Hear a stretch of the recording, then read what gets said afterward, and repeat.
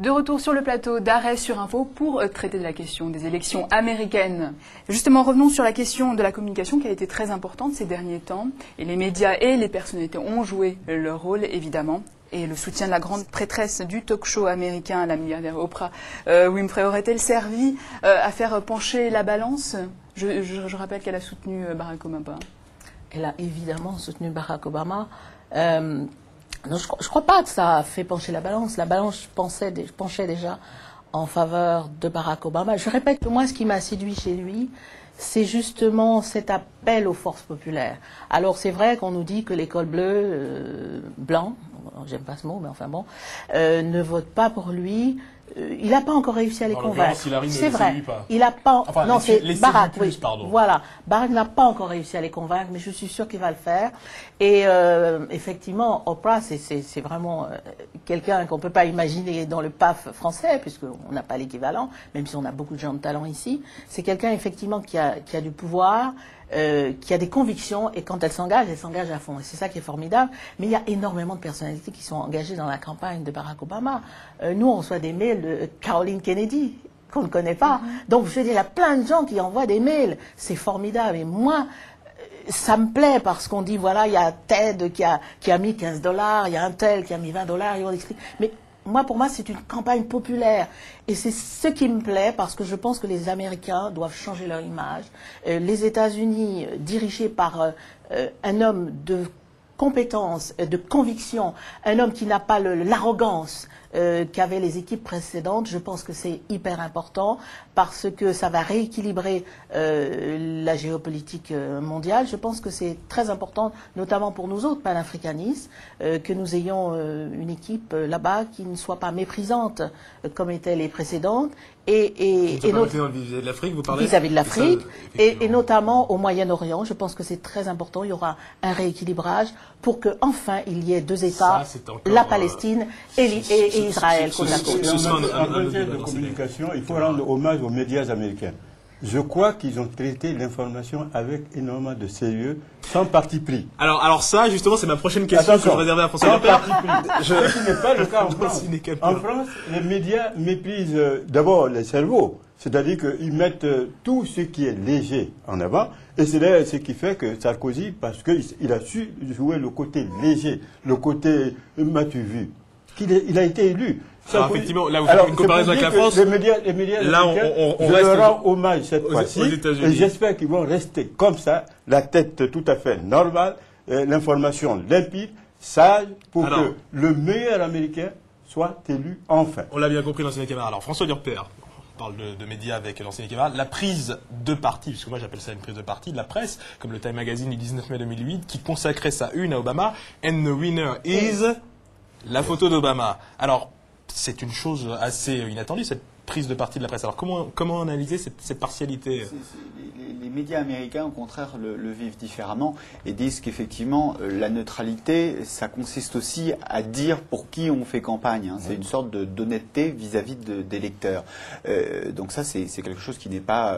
c'est pas courant, c'est une situation comme ça. C'est pas courant pour la France, mais aux États-Unis, c'est courant. Ça se fait tout le temps comme ça. Maintenant, ce qui s'est passé, c'est qu'on a pu dire au début de la campagne que Barack Obama avait le soutien des médias, que les médias avaient même créé le phénomène Obama. Et puis, vous vous rappelez, au moment après le Super Tuesday, Barack Obama a gagné 11 consultations d'affilée.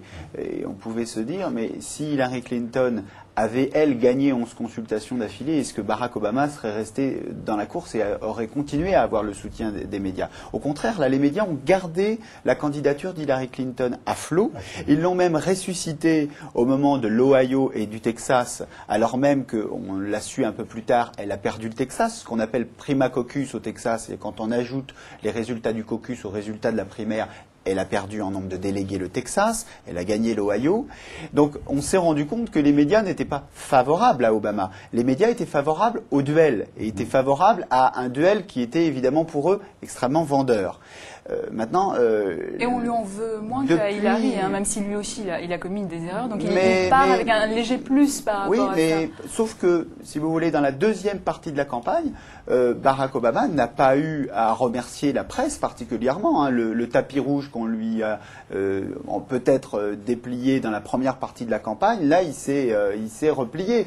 Je vous rappelle le Bildergate. Je vous rappelle cette affaire du pasteur. La presse y a été très très fort. Et justement, finalement, en quelque sorte, on peut se dire que cette phase était peut-être nécessaire pour que Barack Obama soit investi, mais ait connu une phase plus difficile dans sa campagne. Justement, on va rester sur cette question du pasteur et cette polémique autour de ce pasteur de Maba Jeremiah Wright, qui a relancé le clivage racial en accusant l'administration américaine d'être partiellement responsable de la propagation du sida chez les Noirs.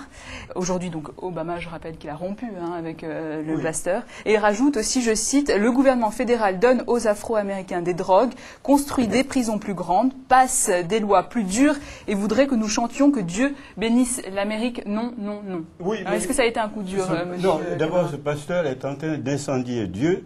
Je pense que c'est un très mauvais pasteur. Il faut éviter de mélanger le religieux, le politique et évidemment le racisme. Et c'est lui, finalement, qui crée le racisme. Ce n'est pas du tout le projet d'Obama. Le pasteur a déformé le projet politique qui est d'unir l'Amérique avec elle-même et la réconcilier avec les autres parties du monde. Donc le pasteur s'est trompé, cette fois-ci, et de religion et de moment. Et il faut le dire, tous ces mauvais marabouts qui disent n'importe quoi et qui sont en train, finalement, d'attiser le feu. C'est la raison pour laquelle vous avez des poseurs de bombes ça et là. Quelle est cette histoire de marabout dont vous parlez? Non, mais je veux dire que le fait que le pasteur ait dit ça, il s'est trompé en tout cas de religion parce qu'aucun religieux responsable, connaissant aussi bien la Bible que le Coran, ne peut se permettre de tenir le langage qu'il a tenu. On ne peut pas dire. Là, en l'occurrence, il ne peut pas dire que ceux qui ont posé, ceux qui ont fait, par exemple, ceux qui ont attaqué les États-Unis le 11 septembre, que ce sont des gens qui sont presque pratiquement des saints. C'est une erreur monumentale. Non, c'est un mauvais pasteur. C'est un mauvais pasteur et il a voulu finalement torpiller, en quelque sorte. Mireille Pembalin. Non, d'abord, je voudrais rappeler ici, tout le monde le sait, que le pasteur Jeremiah Wright n'est pas le directeur de campagne de Barack Obama. Donc, il était le directeur de conscience. Pardon, Monsieur Camara. Il n'est pas son directeur de campagne et si on a comme ça... D'ailleurs, malheureusement, c'est le fait aussi du clan Clinton qui a réactivé cette affaire Wright. À qui profite le crime? Parce qu'en fait, le crime est contre le Parti démocrate. On peut dire que jusqu'à présent, les clivages raciaux comme le crime ne profite pas à Hillary, finalement. Le crime profite aux républicains. Et moi, ce que j'aime chez Barack Obama, vous voulez que je vous le dise, c'est son élégance. Parce qu'il est élégant, il n'a jamais attaqué Hillary, il s'est contenté de répondre. À la fin, il l'a jamais attaqué, ça dépend si c'est au niveau du personnel. À la fin, parce qu'il a passé toute une période sans contre-attaquer. Il arrive un moment où il n'y a pas de provocation de sa part. Aucune, il a une élégance qui lui manque à elle, malheureusement. Je suis une féministe, ça me fait mal de le dire, mais c'est ainsi. Alors, M. Wright, je crois, est le seul responsable de ces paroles, et ce que je veux dire, que ce n'est pas anodin, ce n'est pas innocent, et pour moi, c'est voulu, le fait qu'on ait propulsé ce monsieur et ses paroles à ce moment-là, des paroles qu'il avait dites il y a quelque temps déjà. Je suis désolé, c'est voulu dans la campagne, c'est effectivement pour handicaper Barack Obama, et ça n'arrivera pas. Alors, il faut dire effectivement qu'il y a une tradition d'engagement politique des pasteurs aux États-Unis. Les églises afro-américaines ont joué un rôle dans le mouvement des droits civiques. Donc on ne peut pas interdire à un pasteur aux États-Unis de faire de la politique. Là aussi, c'est inhérent à ces églises afro-américaines. Il dessert plutôt le candidat. Deuxième chose, il ne faudrait pas non plus caricaturer les propos de Jeremiah Wright.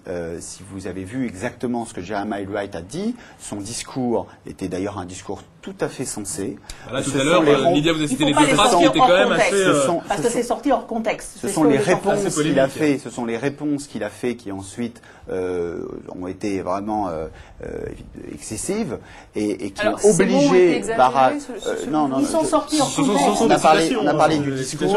On a parlé du discours et puis le discours en lui-même est peu contestable, mais c'est les réponses qu'il a faites par la suite. Non, attendez. Quand il fait croire que Obama, évidemment, se vais coupe. juste terminer. Non, Laissez-le terminer. Le lendemain, donc, et c'est aussi une capacité de Barack Obama de réagir très rapidement. Le lendemain, Barack Obama rompt avec son pasteur, et je suis tout à fait d'accord avec vous. Ces propos,